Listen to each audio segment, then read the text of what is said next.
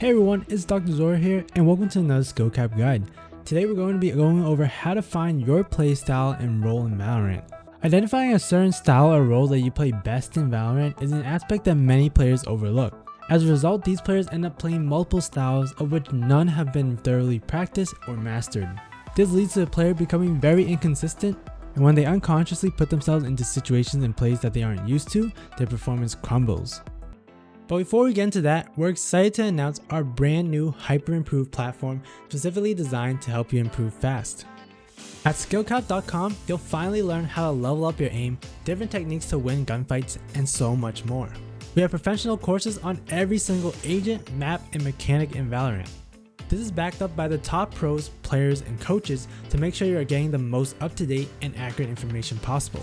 In fact, we're so confident that you'll improve using our system that we offer a rank improvement guarantee. Check it out yourself in the link below. Simply put in what rank you're currently at and find out what rank you're guaranteed by using our system. So what are you waiting for? Unlock your true potential and get the rank you've always wanted at SkillCapped.com, link in the description below.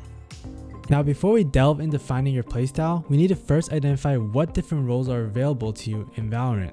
We're going to go over 5 roles in this guide, which are Entry Fragger, Support Player, Operator, Initiator, and In-Game Leader. By the end of this guide, you'll have learned about all these different styles so you can identify which role fits you best. You can then practice playing this specific role to enhance your play and dominate your enemies. Alright, enough with the hype, let's jump right into the video. The first role that we're going to go over is the Entry Fragger. This role involves a player that really enjoys being self-sufficient and aggressive. They like to put pressure on enemies and try to grab picks for their team to open up the map on attack and defense. The best agents to fulfill this role are the duelists, including Jett, Phoenix, Raze, and Reyna. These agents all have abilities that allow them to gain an upper hand on individual fights without much assistance from the team. The Entry Fragger usually is a player who's confident in their aim and ability to take engagements, as well as a player that is selfless and willing to take risks and plays for the betterment of the team. For example, on attack, you'll usually want to be the first one onto the site, pushing forward to identify enemies and taking out as many enemies as you can to give the rest of your team a better chance of taking the site.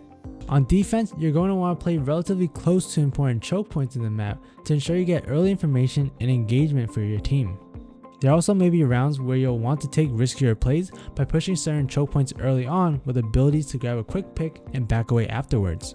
By doing this, you're likely to be up in enemies' faces and applying pressure, but you're also likely to be going in with the least amount of information on where enemies are at. This is why the Entry Fragger role is usually a love-hate relationship with most players. It's a role that can be very flashy and if done correctly can absolutely obliterate an enemy team and give much more favorable odds for your team to win the rounds. However, at the same time, being the first player in, you have no idea on what the enemy setup and positioning is, and as a result, while playing this role, you can end up getting picked off or surprised by the enemy during certain rounds. Because of this, it's important to note that if you want to be an Entry Fragger, you have to be selfless. Though you can pull off amazing plays for your team, but also know that you may not be getting the most frags and you may get into unfavorable duels. However, if this happens and you relay enemy positions quickly, your team should be able to easily get the frags back and take advantage of the round due to your selfless play.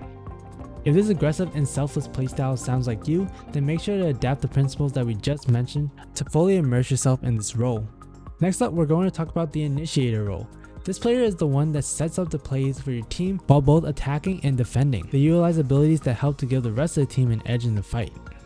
The 2 agents that best fulfill this role due to their ability kit are Breach and Sova. On the attack side, Breach's abilities all help to create disturbance in the enemy's defense. His blind will force defenders to have to back up from their position, creating more space for the attack. The rest of his abilities also help to force enemies to reposition, otherwise they get hit and will either take damage or get stunned, in which your teammates can then go in for the kill and sweep up anyone on the site. Likewise, Sova's abilities also can be applied to create disturbance, but in a different manner. Sova's recon bolt helps to identify enemy positions and figure out what the defense looks like on the site. His owl drone is another tool that helps to gather this information, and this can force enemies to have to reposition elsewhere to a spot they aren't comfortable with. With the Initiator role, you'll usually want to be further back from your team during the push. This is because with this role, you're more focused on using your abilities, and as such, you'll be in a much more vulnerable state. Having teammates in front of you ensures that you won't get picked off for free, and the abilities used are more to help your team get the kills rather than getting kills yourself, which you can also do but won't be nearly as effective. As an initiator on defense, you want to use your abilities in a similar manner, especially when trying to retake a site. Getting information or giving effective flashes onto enemies for your team to then sweep up will be monumental for winning rounds. Likewise, you can also utilize these abilities to get up onto enemy faces. An example would be having an extra teammate with you, and as breach, you flash through a wall or object in a manner that you or your teammate can then peek through and grab the kill. The initiator role is all about helping set up the plays for your team to get onto a site, retake a site, or create plays for your team to make on defense. If this sounds like your kind of playstyle, then make sure you take on this role. The role we're going to go over next is the support player. This is a player that is less concerned about fragging out every game and more concerned about helping the team win. A support player is going to be playing further back and focused on assisting the team in any way to have a better chance of winning rounds on a global scale. Examples of this include assisting a teammate with killing a player, helping gain map control on attack and defense, as well as listening to communication to rotate to where teammates need assistance or to stall enemies to delay a push until teammates are able to come help. Agents that best fulfill this role are Sage, Brimstone, and Omen. These agents have abilities that are very helpful for blocking out common player positions and choke points to give the rest of your team a better opportunity to shine and grab kills on site takes or while defending a site. Support players will really shine on the defense side. You want to usually play towards the middle of the map in order to allow yourself to rotate as needed as quickly as possible. If a teammate calls that players are coming A or C, the support players will want to go and rotate if possible or utilize abilities to help them out. For example, Sage's Barrier Orb and Slow Orb allow her to block off a choke point for multiple seconds. If she hears enemies coming towards her, placing a wall will delay a push and give more time for your teammates to come through to help defend the site. Or if enemies are pushing a different site and you're wary of a lurk, you may want to place a wall to cover the choke point you were originally holding so you can safely rotate.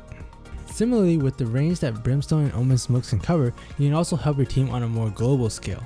If enemies are coming to you, smoke them off, blind them, or throw a Molotov to slow them down, and same thing, wait for those rotations from your team. Likewise, if enemies are trying to push a different site and your teammates call it out, you can assist them very early on by throwing smokes at the choke points that they hear them. The way a support player plays attack will also involve similar ability usage, while also knowing that you'll want to be further back behind your team, like the initiators, to ensure that you use your abilities safely. Once that is done, you are helping the team by doing as much damage as you can to get a kill or assist your team in getting a kill. The support player is one that really cares about playing Valorant on this more global scale, helping keep your teammates in tip-top shape for engagements while providing them with backup as needed. It's particularly a good role for those who are less confident on their aim and want to still make a massive impact onto rounds. If this sounds like the style of play you want to adapt, then start practicing this role and harness it. The fourth role we're going to talk about in this video is the operator.